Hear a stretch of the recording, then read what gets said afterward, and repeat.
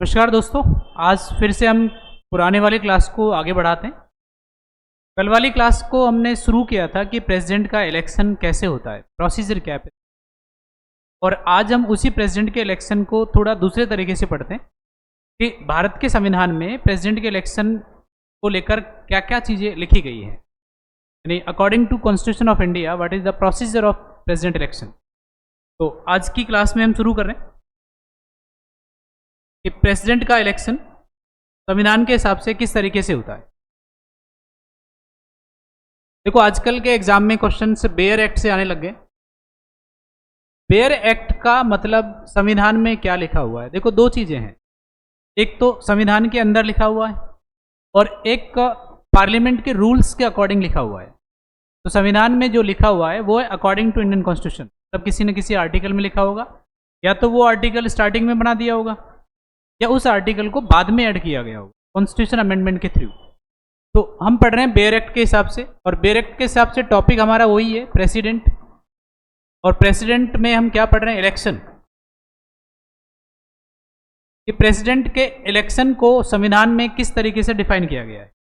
तो भारत के संविधान में भारत के राष्ट्रपति को लेकर कुछ आर्टिकल्स दिए गए हैं। इसमें एक आर्टिकल है अनुच्छेद 54, आर्टिकल 54, और दूसरा आर्टिकल है आर्टिकल 55, और तीसरा आर्टिकल है आर्टिकल 57। नेक्स्ट आर्टिकल है आर्टिकल 62, और नेक्स्ट के बाद 71।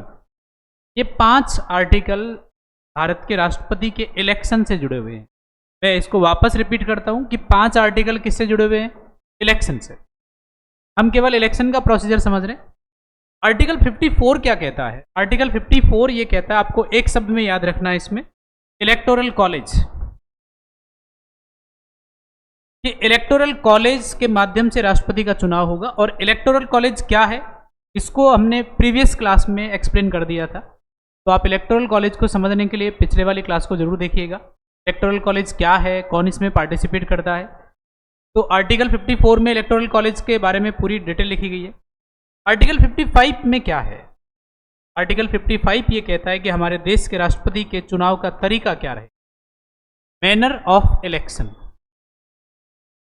कि चुनाव का तरीका क्या है। तो आज की क्लास में हम समझेंगे कि चुनाव का तरीका क्या है संविधान के हिसाब से। आर्टिकल 57 क्या कहता है, अनुच्छेद 57 ये कहता है कि अगर कोई व्यक्ति एक बार राष्ट्रपति बन गया तो क्या वो दोबारा राष्ट्रपति बन सकता है। तो इसमें प्रोविजन है कि वो कितनी ही बार राष्ट्रपति बनने के लिए एलिजिबल होता है, री इलेक्शन के लिए दोबारा से योग्य होता है वो। आर्टिकल 62 क्या कहता है, आर्टिकल 62 ये कहता है कि यदि भारत में राष्ट्रपति का पद खाली हो जाता है तो उस दौर में कितने समय में राष्ट्रपति का चुनाव होना चाहिए कि पद को भरा जा सके। तो इसमें आता है फिल वैकेंसी, कि राष्ट्रपति के चुनाव की वैकेंसी को कितने टाइम में भरें। और आर्टिकल 71 क्या कहता है, आर्टिकल 71 ये कहता है कि देश में राष्ट्रपति के चुनाव में अगर कोई गड़बड़ हो जाती, प्रेसिडेंट के इलेक्शन में अगर कोई डिस्प्यूट हो जाता है तो इस डिस्प्यूट को कौन सॉल्व करेगा। तो ये 5 आर्टिकल हैं जो राष्ट्रपति के चुनाव से जुड़े हुए हैं। मैं एक बार वापस रिकैप करता हूं। आर्टिकल 54, आर्टिकल 54 क्या कहता है, हमारे देश में राष्ट्रपति का चुनाव इलेक्टोरल कॉलेज के माध्यम से किया जाएगा। आर्टिकल 55 क्या कहता है, चुनाव का तरीका क्या रहेगा। आर्टिकल 57 ये कहता है कि देश में अगर कोई व्यक्ति राष्ट्रपति बन गया है तो क्या वो दोबारा राष्ट्रपति के लिए योग्य होगा। आर्टिकल 62 ये कहता है कि राष्ट्रपति का पद खाली हो गया है किसी भी कंडीशन से, चाहे उसकी डेथ हो गई हो या उसने रिजाइन दे दिया हो या उसको हटा दिया गया, तो कितने टाइम में राष्ट्रपति का चुनाव होना चाहिए, तो फिल वैकेंसी टाइम है। आर्टिकल 71 क्या कहता है, आर्टिकल 71 ये कहता है कि इलेक्शन में अगर डिस्प्यूट हो जाता है तो कौन देता है फाइनल डिसीजन।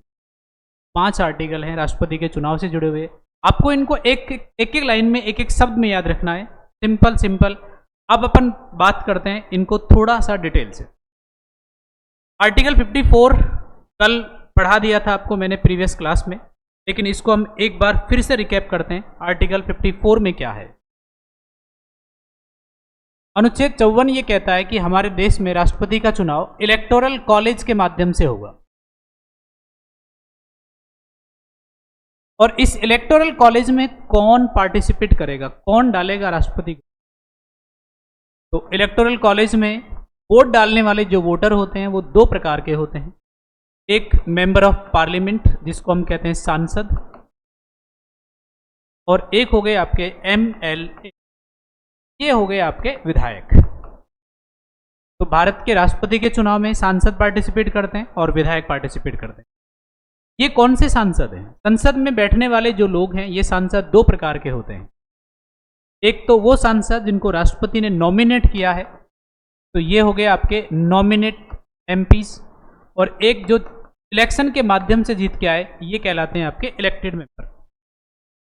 तो राष्ट्रपति के चुनाव में कौन से शामिल होते हैं? क्या ये दोनों शामिल होते हैं या फिर कोई एक शामिल होते हैं? तो ये इलेक्टेड MP शामिल होते हैं, नॉमिनेट वाले पार्टिसिपेट नहीं करते। नॉमिनेट कहाँ होते हैं ये अपन अगली वाली क्लास में पढ़ेंगे जब राष्ट्रपति के बारे में और प्रोविजंस पढ़ेंगे। इलेक्टेड MP का मतलब राज्यसभा के लोग और लोकसभा के लोग।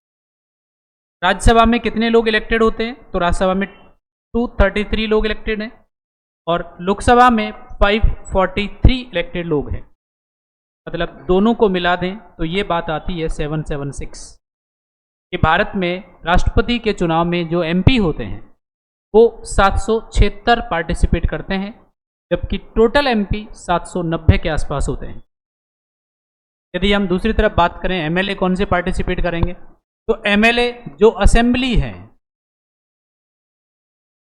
असेंबली कहाँ पे? स्टेट जो है, भारत में जितने भी राज्य हैं सब राज्यों में असेंबली है। तो टोटल स्टेट कितने आज हमारे भारत में? 28। यूनियन टेरिटरी की बात करें अपन, तो यूनियन टेरिटरी वैसे तो 8 हैं पर केवल 3 जगह असेंबली है। एक दिल्ली में है, एक पुडुचेरी में है और एक जम्मू एंड कश्मीर में है। तो असेंबली पूरे देश में 28 एंड 3 ये हो गए आपके 31। तो राष्ट्रपति के चुनाव में एक तो संसद के सदस्य शामिल होते हैं और दूसरे विधायक शामिल होते हैं जो पूरे देश के विधायक होते हैं, स्टेट के और यूनियन टेरिटरीज के। ये टोटल विधायक कितने हैं? ये टोटल विधायक लगभग 4120 के आसपास विधायक हैं। तो हम यूं कह सकते हैं कि राष्ट्रपति के चुनाव में टोटल वोटर कितने होते हैं? 4120 को आप 776 से ऐड कर दीजिए और ये आएगा आपके सामने 4896। तो राष्ट्रपति के चुनाव में ये वोट पड़ते हैं टोटल। तो लगभग 5000 लोग राष्ट्रपति को वोट डालते हैं और ये 5000 लोग बहुत खास लोग होते हैं, आम जनता नहीं होती है। एक तरफ सांसद लोग होते हैं और दूसरी तरफ विधायक लोग होते हैं, और इसी को हम किस नाम से जानते हैं? इलेक्टोरल कॉलेज के नाम। तो क्या आर्टिकल 54 के जो प्रोविजन थे वो शायद आपको समझ में आए होंगे कि अनुच्छेद 54 ये कहता है कि राष्ट्रपति का इलेक्टोरल कॉलेज सांसदों से और विधायकों से मिलकर बनेगा। आर्टिकल 54 की बातें यहाँ पे कंप्लीट होती है और हम आगे बढ़ते हैं आर्टिकल 55 की तरफ। तो आर्टिकल 55 क्या कहता है? आर्टिकल 55 ये कहता है कि हमारे देश में जो राष्ट्रपति का चुनाव होता है उस राष्ट्रपति के चुनाव का मैनर क्या है, का तरीका क्या है। तो देखो, इलेक्शन दो तरह से होता है। एक तो होता है first past the post system. मतलब ये होता है कि जो सामान्य चुनाव होते हैं उनमें जिसको सबसे ज़्यादा वोट मिल जाते हैं वो बन जाता है जीतने वाला उम्मीदवार। लेकिन राष्ट्रपति के चुनाव में ऐसा बिल्कुल नहीं होता है। राष्ट्रपति के चुनाव में जो first past the last system, ये वाला जो फॉर्मेट है, मतलब हम यूं कह सकते हैं कि जो सबसे आगे है वही जीतता है, लेकिन राष्ट्रपति के चुनाव में ये फॉर्मेट यूज नहीं किया गया है। ये फॉर्मेट किस में यूज किया गया है? बाकी चुनावों में। चाहे उसको कितने भी वोट मिले, बस उसको सबसे ज़्यादा वोट मिल जाए वो जीत जाता है। राष्ट्रपति के चुनाव में ऐसा बिल्कुल भी नहीं है। राष्ट्रपति के चुनाव में एक दूसरा तरीका इस्तेमाल किया गया है, और ये तरीका कौन सा है? Single transferable vote. Single transferable vote को हिंदी में कहते हैं एकल संक्रमणीय प्रणाली। ये एकल संक्रमणीय प्रणाली किसका पार्ट है? तो एकल संक्रमणीय प्रणाली प्रोपोर्शनल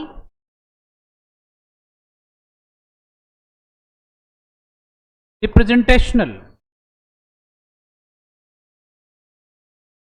सिस्टम का एक भाग है। मतलब हम यूं कह सकते हैं कि जो चुनाव का तरीका है वो तो ये वाला है, और इसको हिंदी में क्या बोलते हैं? आनुपातिक प्रतिनिधित्व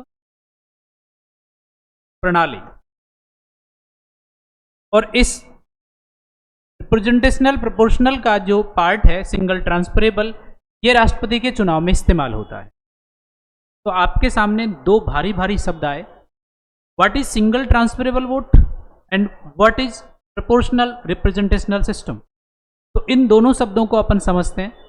तो देखो, सबसे पहले बात, ये क्या है? आनुपातिक प्रतिनिधित्व प्रणाली किसे कहते हैं?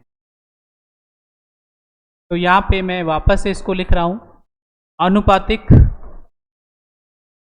प्रतिनिधित्व प्रणाली। ये सारा आर्टिकल 55 में लिखा हुआ है। अपन संविधान के हिसाब से इन चीजों को समझ रहे हैं, और इंग्लिश में हो जाएगा ये रिप्रेजेंटेशनल प्रोपोर्शनल सिस्टम। मतलब क्या है कि जो राष्ट्रपति के चुनाव में वोट डालने वाले वोटर हैं, ये वोटर दो प्रकार के हैं, एमपी भी हैं और एमएलए भी हैं। तो यहां पर इस आनुपातिक प्रतिनिधित्व प्रणाली में एमपी और एमएलए, इनकी जो वैल्यू आएगी उस वैल्यू को इक्वल कंसीडर किया जाएगा। तो यहां पे एक नया शब्द आया आपके सामने, वैल्यू। क्या है वैल्यू? तो सबसे पहले हम एक एमपी की वैल्यू निकालते हैं। यदि एक सांसद की वैल्यू निकालनी होगी तो हमें क्या करना पड़ेगा? तो सांसद की वैल्यू निकालने के लिए एक फॉर्मूला है कि जितने भी विधायक हैं, जितने भी एमएलए हैं, तो एमएलए की वोट वैल्यू, और इसमें हम डिवाइड कर देंगे किसको? इलेक्टेड एमपीज को।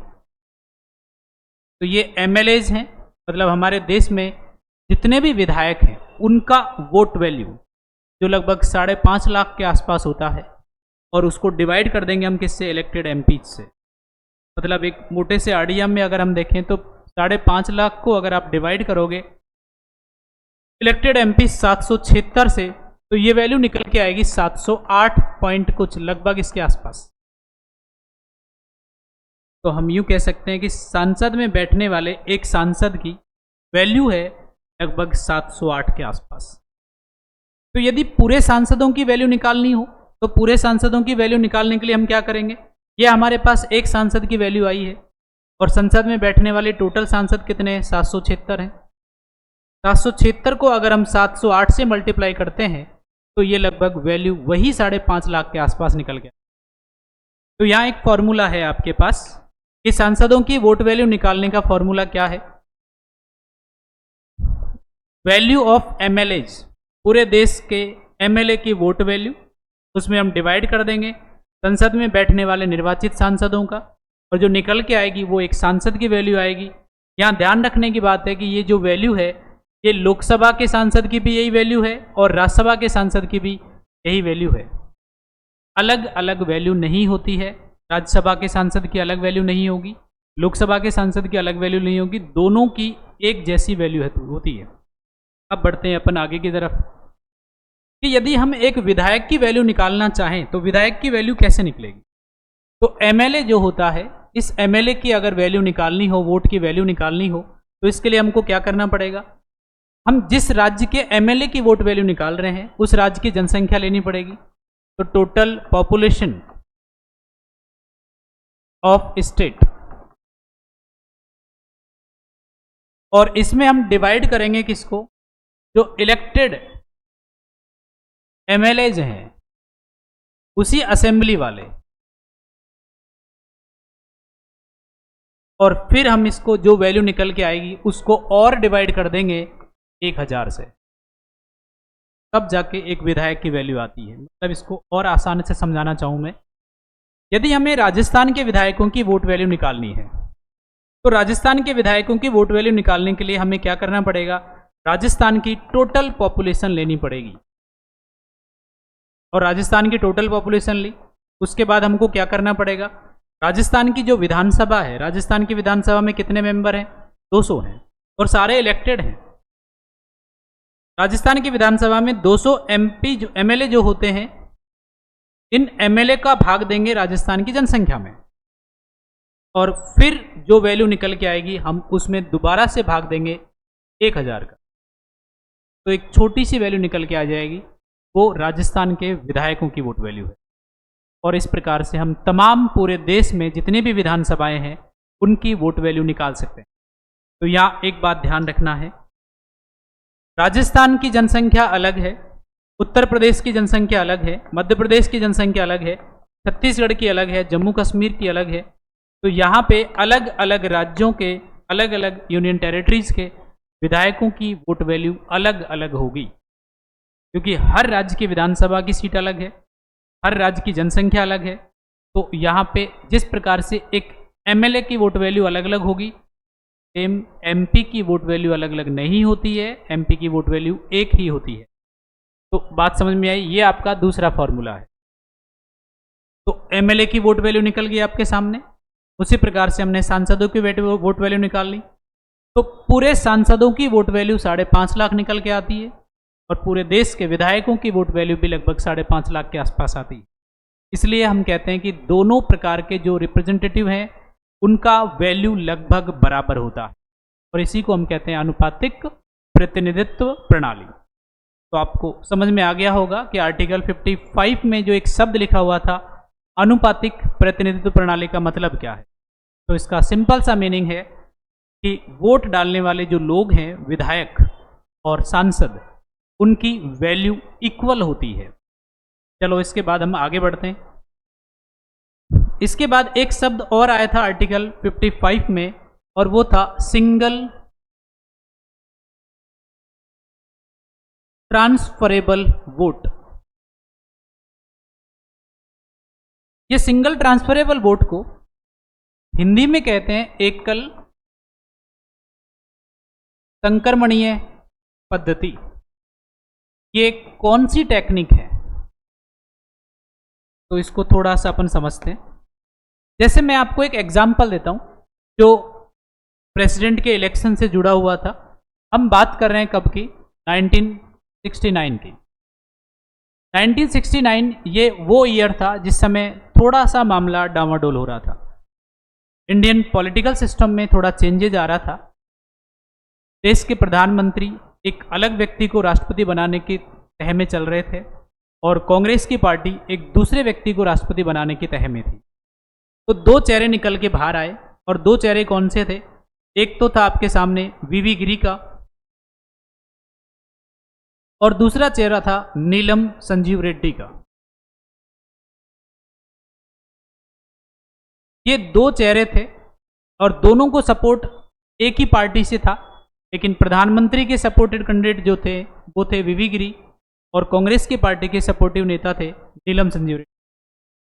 दोनों मैदान में आए, और उस समय प्रधानमंत्री इंदिरा गांधी ने सबको एक पब्लिक स्पीच दिया कि जनता की आवाज़ के हिसाब से देश का राष्ट्रपति बनता है। मतलब उनका एक इनडायरेक्ट इशारा था कि जनता चाहेगी वो राष्ट्रपति बने। तो यहाँ से एक सवाल बन के आया कि जनता ने अंतरात्मा की आवाज़ से पहली बार कंसाइंस के बेसिस पर किसको राष्ट्रपति के रूप में स्वीकार किया, तो नाम आता है वीवी गिरी का।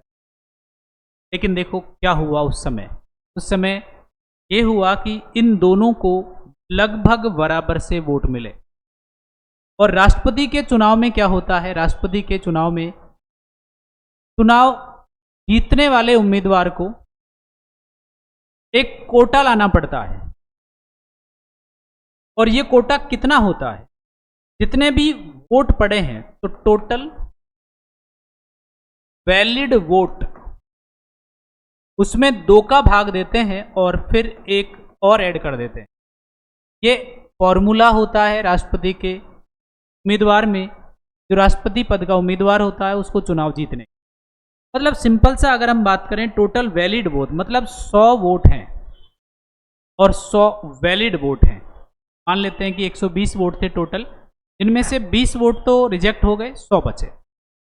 तो 100 वैलिड वोट मान के चल रहे हैं, अपन एक एग्जाम्पल ले रहे हैं, और इसको हम 2 से भाग दे देंगे, एक ऐड करेंगे तो आपके सामने आएगा 51। मतलब जितने वोट थे उनमें आधे से ज़्यादा जिसको मिलेंगे वो देश का राष्ट्रपति बने। इस बार ऐसा हुआ कि वीवी गिरी साहब को आधे से ज़्यादा वोट नहीं मिले, हालांकि इनको वोट 50% से ऊपर मिले थे, 50 पॉइंट और लगभग 20% के आसपास इनको वोट मिले थे, जबकि आने कितने चाहिए, लगभग 51 से ऊपर आने चाहिए एक संभावित के रूप में माने तो, और इनको वोट और कम मिले थे। तो अंतरात्मा की आवाज़ पे, या हम यूं कह सकते हैं कि चुनाव में ज़्यादा वोट के आधार पर इनको राष्ट्रपति बन जाना चाहिए था, लेकिन इस कोटे के हिसाब से ये वोट लेके नहीं आए।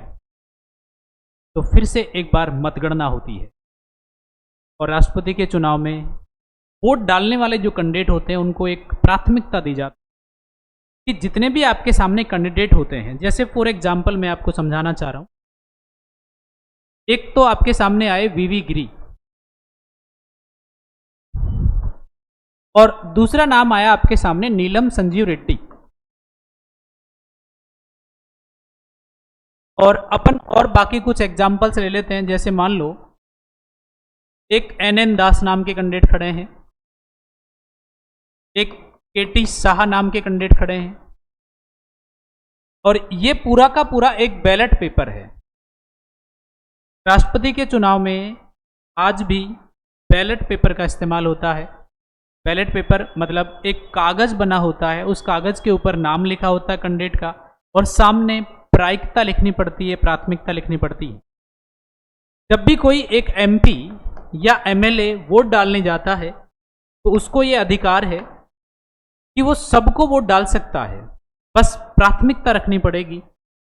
जैसे मान लो कोई A नाम का कैंडिडेट है और ये विधायक है, ये वोट डालने गया, तो ये A नाम का कैंडिडेट जब वोट डालेगा तो उसको इन चारों में से ये नंबर 1 पे पसंद आया। फिर इसने कहा कि चलो दूसरे नंबर का ये कैंडिडेट भी अच्छा नहीं है, बुरा नहीं है, और तीसरे नंबर पे इसने इसको सेलेक्ट कर दिया, और चौथे नंबर पे इसको सेलेक्ट कर दिया। मतलब ये चारों को वोट डाल के आया है, लेकिन इसकी पसंद का उम्मीदवार KT शाह है। इसी प्रकार से B नाम का कैंडिडेट जब वोट डालने गया, इसने कहा कि मेरे को तो वीवी गिरी पसंद है, इसने इसको 1 नंबर रख दिया, और दूसरे नंबर पे इसको रख दिया, और तीसरे नंबर पे इसको रख दिया, चौथे नंबर पे इसको रख दिया। C नाम का कैंडिडेट जब वोट डालने गया तो उसने कहा कि मेरा पसंद वीवी गिरी है 1 नंबर पे, दूसरा पसंद का उम्मीदवार इसने इसको सेलेक्ट कर दिया, तीसरा इसको सेलेक्ट कर दिया, चौथा इसको सेलेक्ट कर दिया। इस प्रकार से जितने भी वोट डालने वाले लोग होते हैं वो अपनी प्राथमिकता के हिसाब से कैंडिडेट को चुनते हैं। अब क्या होता है कि वोटिंग होती है, जब काउंटिंग होती है तो सबसे पहले देखा जाता है कि 1 नंबर वाले कैंडिडेट कौन कौन हैं जिनको सबसे ज़्यादा वोट मिले हैं। 1969 के चुनाव में क्या हुआ कि 1 नंबर के बेसिस पे ये सबसे ज़्यादा आए, लेकिन जब पूरे टोटल वोटों की कैलकुलेशन निकाली गई तो इनका परसेंट उतना नहीं बन पाया जितना बनना चाहिए था। तो पहली मतगणना जब हुई तो पहली मतगणना के आधार पर किसी को भी राष्ट्रपति नहीं बनाया गया, तो फिर से दोबारा मतगणना, और द्वितीय मतगणना के आधार पर जो राष्ट्रपति बनाया गया वो किसको बनाया गया, वीवी गिरी को, क्योंकि 2 नंबर पे वीवी गिरी को सेलेक्ट किया गया था अधिकांश लोगों ने। तो सिंगल ट्रांसफरेबल वोट क्या कहना चाह रहा है? सिंगल ट्रांसफरेबल वोट ये कहना चाह रहा है कि जो सबसे आगे है वो राष्ट्रपति नहीं है, जिसने एक कोटा प्राप्त कर लिया है वो देश का राष्ट्रपति है। और ये आपको ध्यान रखना है कि 1969 में पहली बार अंतरात्मा के आवाज़ पर जनता ने वोट डाला था और वीवी गिरी को राष्ट्रपति बनाने की सोची थी। इन पहली बार वोटिंग काउंटिंग में ये राष्ट्रपति नहीं बने थे, इनके समय दोबारा से मतगणना होनी पड़ी। जो दूसरे नंबर के कैंडिडेट थे नीलम संजीव रेड्डी, इनके समय क्या हुआ, ये हार गए थे पहले वाले चुनाव में, लेकिन जब अगली बार ये इलेक्शन के लिए खड़े हुए तो ये एकमात्र ऐसे राष्ट्रपति हैं आज तक के जिनके अपोजिशन में कोई खड़ा ही नहीं हुआ। तो मैंने आपको 2 बातें समझाई कि आर्टिकल 55 में क्या लिखा हुआ? आर्टिकल 55 में चुनाव का तरीका लिखा हुआ है, और चुनाव के तरीके में आपके सामने 3 बातें निकल के आती हैं। पहली बात क्या आती है? अनुपातिक प्रतिनिधित्व प्रणाली आती है।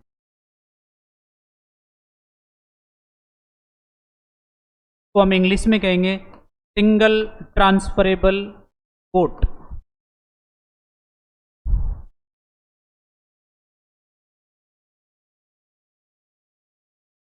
ये हो जाएगा आपका रिप्रेजेंटेशनल प्रोपोर्शनल सिस्टम। और दूसरा शब्द आता है आपके सामने एकल संक्रमणीय प्रणाली। ये हो जाएगा आपका सिंगल ट्रांसफरेबल। और तीसरा शब्द आता है आपका गुप्त मतदान, सीक्रेट बैलेट पेपर। देखो, गुप्त मतदान तो सबका ही होता है, कौन बता के आता है कि हमने किसको वोट डाला है? तो ये तीनों शब्दों का मीनिंग आर्टिकल 55 में लिखा हुआ है, हमने इसको समझ लिया है। और इस सिंगल ट्रांसफरेबल में, रिप्रेजेंटेशनल प्रोपोर्शनल सिस्टम में और सीक्रेट बैलेट पेपर में हमने डिफरेंस देख लिया है। इसका सिंपल सा मीनिंग है, वैल्यू निकालनी पड़ती है। एक एमपी की वैल्यू अलग होती है, एक एमएलए की वैल्यू अलग होती है, लेकिन देश के सारे सांसदों की वैल्यू उतनी ही होती है जितनी की एमएलए की होती है। इसमें क्या था? इसमें एक कोटा लाना पड़ेगा राष्ट्रपति को, उम्मीदवार को, और ये कोटा क्या रहेगा? Total valid vote. इसमें 2 का भाग देके 1 जोड़ देंगे। और तीसरा शब्द आया आपके सामने गुप्त मतदान, सीक्रेट बैलेट पेपर। तो आर्टिकल 55 मेरी तरफ से कंप्लीट है। आर्टिकल 54 इलेक्टोरल कॉलेज था, और आर्टिकल 55 था मैनर ऑफ इलेक्शन, राष्ट्रपति के चुनाव का तरीका क्या। इसके बाद आपके सामने आगे आता है आर्टिकल 57। आर्टिकल 57 क्या कहता है? आर्टिकल 57 ये कहता है कि मान लो कोई व्यक्ति एक बार राष्ट्रपति बन गया है, तो क्या वो दोबारा बन सकता है? देखो, ये वाला प्रोविजन पहले कहीं भी नहीं था। यदि हम थोड़ा सा यहां पे देखते हैं अमेरिका में, अमेरिका में जब संविधान बनाया गया था 18th सेंचुरी में, तो ओरिजिनल अमेरिकन कॉन्स्टिट्यूशन में ऐसा कोई प्रोविजन नहीं था कि कोई व्यक्ति कितनी बार राष्ट्रपति बनता है। कई ऐसे एग्जाम्पल हुए, जैसे प्रेसिडेंट रूजवेल्ट का नाम ले लें, इसके अलावा हम जॉर्ज वॉशिंगटन का नाम ले लें। ऐसे कई फेमस व्यक्ति हुए जो 3-3, 4-4 बार राष्ट्रपति बने। लेकिन बाद में अमेरिका के संविधान में एक संशोधन किया, और उस कॉन्स्टिट्यूशन अमेंडमेंट में लिखा अमेरिका में कि जो फेमस व्यक्ति है वो 2 बार ही राष्ट्रपति बन सकता है, उससे ज़्यादा राष्ट्रपति नहीं बनेगा। तो अमेरिका में ये प्रोविज़न है कि कोई भी एक व्यक्ति 2 टाइम्स ही राष्ट्रपति बन सकता है, इसके ज़्यादा नहीं बन सकता। बात आती है हमारे देश में। भारत में जब पहली बार राष्ट्रपति बनाया, तो पहले राष्ट्रपति कौन है? डॉक्टर राजेंद्र प्रसाद।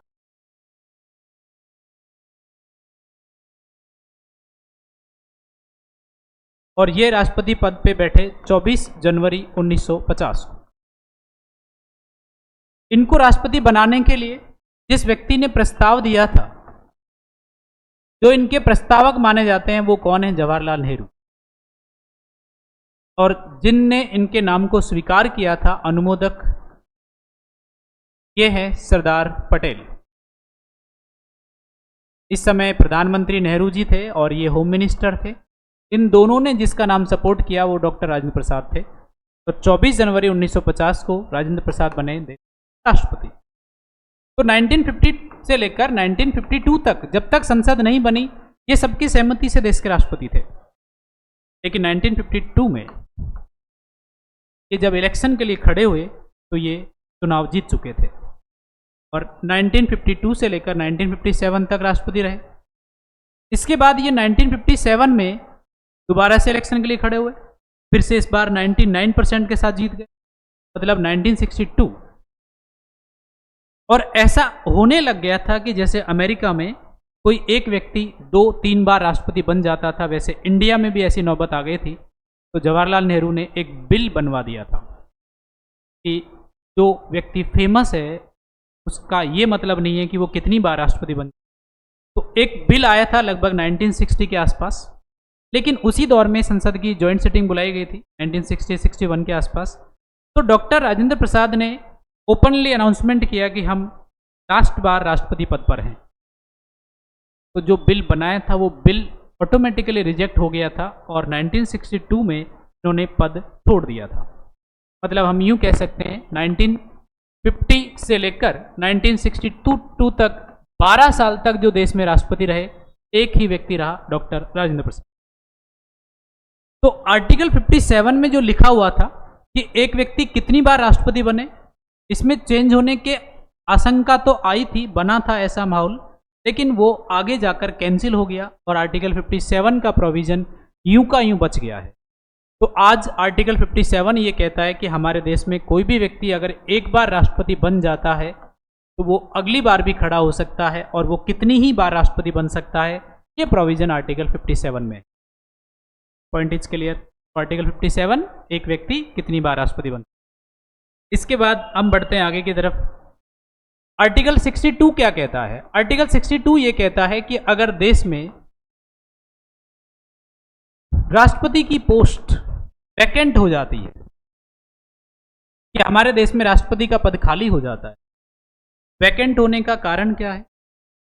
मे भी राष्ट्रपति की पद पर डेथ हो जाए, या राष्ट्रपति रेजिग्नेशन दे दे, रिजाइन दे दे, या राष्ट्रपति का इलेक्शन डिस्प्यूट की वजह से सुप्रीम कोर्ट ने उसको इनवैलिड घोषित कर दिया हो, या उसका टेन्योर 5 साल पूरा हो गया हो, या पार्लियामेंट ने उसको इम्पीचमेंट लगा के हटा दिया गया हो। कोई सा भी कारण हो सकता है राष्ट्रपति का पद खाली होने का, और अगर ऐसा पद खाली होता है तो कितने टाइम में उसका चुनाव होना चाहिए? तो आर्टिकल 62 ये कहता है कि 6 महीने के अंदर राष्ट्रपति को के पद को भरना जरूरी होता है। अब सवाल ये उठता है कि इस 6 महीने में कौन कौन व्यक्ति काम कर सकते हैं? तो पहला मौका आता है आर्टिकल 62 में कि देश में यदि राष्ट्रपति का पद खाली है, राष्ट्रपति का पद रिक्त है, तो सबसे पहले प्राथमिकता दी जाएगी वाइस प्रेसिडेंट ऑफ इंडिया को, कि भारत का उपराष्ट्रपति इस पद पे आके काम करें, और इसको हम कहेंगे कार्यवाहक राष्ट्रपति, मतलब एक्टिंग प्रेसिडेंट। लेकिन अगर ये भी नहीं है, मान लेते हैं कि वाइस प्रेसिडेंट का पद पहले से खाली है, तो इसके बाद जो काम चलाने के लिए राष्ट्रपति पद पर आएगा वो आएगा चीफ जस्टिस ऑफ इंडिया। मान लो ये भी नहीं हो तो इसके बाद कौन आएगा? सीनियर मोस्ट जज ऑफ सुप्रीम कोर्ट। अब ये मत कहना कि ये भी नहीं आए, कि सुप्रीम कोर्ट में सीनियर जज 10 से 12 होते हैं, कोई न कोई पद पर बना रहता है। तो मैं आपको एक सवाल समझाना चाहता हूँ वापस से, कि आर्टिकल 62 क्या कहता है? आर्टिकल 62 ये कहता है कि देश में राष्ट्रपति का पद अगर खाली है तो कब तक भरें? 6 मंथ। 6 मंथ के दौर में कौन कौन काम कर सकते हैं? देश का उपराष्ट्रपति काम कर सकता है, ये नहीं हो चीफ जस्टिस ऑफ इंडिया काम कर सकते हैं, इसके अलावा सीनियर मोस्ट जज भी काम कर सकते हैं राष्ट्रपति पद पर। लेकिन इन सब का टेन्योर मिला के 6 महीने ही रहेगा। इसका ये बिल्कुल मतलब नहीं है कि वाइस प्रेसिडेंट 6 महीने काम करेगा, उसके बाद 6 महीने ये कर सकता है, नहीं, सिर्फ 6 मंथ। सवाल आता है कि आर्टिकल 62 में क्या ऐसा कभी मौका आया कि किसी उपराष्ट्रपति ने राष्ट्रपति पद पे काम किया, या किसी चीफ जस्टिस ने राष्ट्रपति पद पे काम किया हो? तो ऐसा मौका 1-2 बार आया था। मौका कब आया था एक बार समझते हैं अपन। भारत में पहली बार राष्ट्रपति पद का जो इलेक्शन हुआ वो इलेक्शन 1952 में हुआ था, और 1952 से लेकर 1962 तक जो राष्ट्रपति पद पर रहे वो कौन है? डॉक्टर राजेंद्र प्रसाद। इसके बाद 1962 यहां से लेकर 1967 तक डॉक्टर सर्वपल्ली राधाकृष्णन ये हमारे देश के दूसरे राष्ट्रपति हैं। और इसके बाद 1967 से तीसरे राष्ट्रपति के रूप में जो आए वो आए डॉक्टर जाकिर हुसैन, जो देश के पहले मुस्लिम राष्ट्रपति हैं। लेकिन दुर्भाग्य से 2 साल बाद इनकी डेथ हो गई। जब राष्ट्रपति के पद पर मृत्यु हो जाती है तो ये सिचुएशन आ गई, पद रिक्त, पोस्ट वैकेंट। जब पोस्ट वैकेंट हुई तो सामने आया कि जो उपराष्ट्रपति होगा यही उपराष्ट्रपति काम चलाने के लिए आएगा। और 1969 में जिस उपराष्ट्रपति ने काम चलाया वो है वराहा वेंकट गिरी। तो वराहा वेंकट गिरी हमारे देश के पहले वाइस प्रेसिडेंट हैं जिन्होंने एक्टिंग प्रेसिडेंट के रूप में काम किया था 1969 में। लेकिन कुछ समय के बाद वीवी गिरी ने अपने पद से, मतलब इनके पास कौन सा डेजिग्नेशन था, वाइस प्रेसिडेंट, यहां से इन्होंने रेजिग्नेशन दे दिया था। तो देश में हालात बिगड़ गए थे कि प्रेसिडेंट तो था ही नहीं और वाइस प्रेसिडेंट ने भी रिजाइन दे दिया है। तो प्रेसिडेंट की पोस्ट खाली और वाइस प्रेसिडेंट की पोस्ट खाली। तो पहली बार चीफ जस्टिस ऑफ इंडिया न्यायमूर्ति मोहम्मद हिदायतुल्लाह ने काम चलाया था। तो हमारे देश के ये पहले जज हैं जो चीफ जस्टिस के रूप में राष्ट्रपति पद पर इन्होंने काम किया था 1969 के दौर में। तो ये तो थी पहली स्थिति, जब देश में राष्ट्रपति नहीं होगा तो वाइस प्रेसिडेंट काम करेगा और वाइस प्रेसिडेंट भी नहीं होगा तो चीफ जस्टिस ऑफ इंडिया काम करेगा। लेकिन इनका टेन्यूअर फिक्स रहेगा 6 मंथ, कि 6 महीने के अंदर चुनाव कराने जरूरी है। तो आर्टिकल 62 की परिभाषा समझ में आई आपको। आर्टिकल 62 ये कहता है कि राष्ट्रपति का पद 6 महीने में भरना जरूरी है। इसके बाद हम लास्ट आर्टिकल पे चलते हैं, आर्टिकल 71। आर्टिकल 71 क्या कहता है? आर्टिकल 71 ये कहता है कि अगर राष्ट्रपति के इलेक्शन में कोई डिस्प्यूट हो जाता है, राष्ट्रपति के चुनाव में अगर कोई विवाद आ जाता है, तो इस डिस्प्यूट का सॉल्यूशन कौन करेगा? तो सॉल्यूशन करेगा सुप्रीम कोर्ट। सवाल आता है कि सुप्रीम कोर्ट ने जब राष्ट्रपति के इलेक्शन में सॉल्यूशन किया, जैसे मान लो ए नाम का कोई व्यक्ति है, ए नाम का कोई व्यक्ति राष्ट्रपति बन गया है और राष्ट्रपति बन गया, उसको 6 महीने तक उसने राष्ट्रपति पद पे काम किया है और 6 महीने में राष्ट्रपति पद पे काम किया, बाद में सुप्रीम कोर्ट ने इसके इलेक्शन को डिस्प्यूट घोषित कर दिया कि इलेक्शन इनवैलिड है, जिस व्यक्ति ने काम किया है अब उस राष्ट्रपति पद पर नहीं रहेगा। तो ध्यान रखने की बात है कि अगर इसने 6 महीने में जो भी काम किया है वो काम वैलिड होता है, इनवैलिड नहीं होता। राष्ट्रपति हट जाएगा लेकिन इसके द्वारा किया गया काम वैलिड है। पॉइंटेज के लिए तो आर्टिकल 71 ये कहता है कि देश में राष्ट्रपति के चुनाव से जुड़ा कोई डिस्प्यूट होगा तो इस डिस्प्यूट को कौन सॉल्व करेगा? Supreme court. लेकिन सुप्रीम कोर्ट ने अगर डिस्प्यूट के रिगार्डिंग कोई डिसीजन दे दिया है, उससे पहले उस व्यक्ति ने जो भी काम किया है वो सारा वैलिड है। तो आर्टिकल 71 समझ में आ गया। आज की क्लास का जो एजेंडा था उसको मैं वापस से एक बार रिकैप करता हूं कि आज हम क्या पढ़ रहे थे।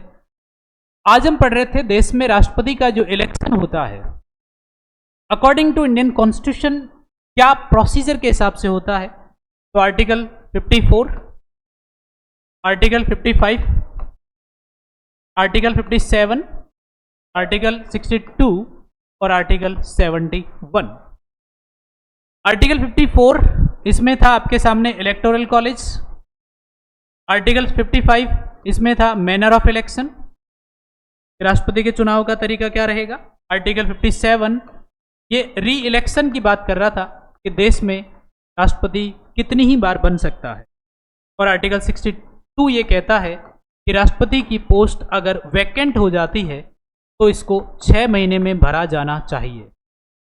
और 71 ये कहता है कि अगर इलेक्शन में डिस्प्यूट हो जाता है, इलेक्शन में डिस्प्यूट हो जाता है तो सुप्रीम कोर्ट इस पर फाइनल डिसीजन देगा।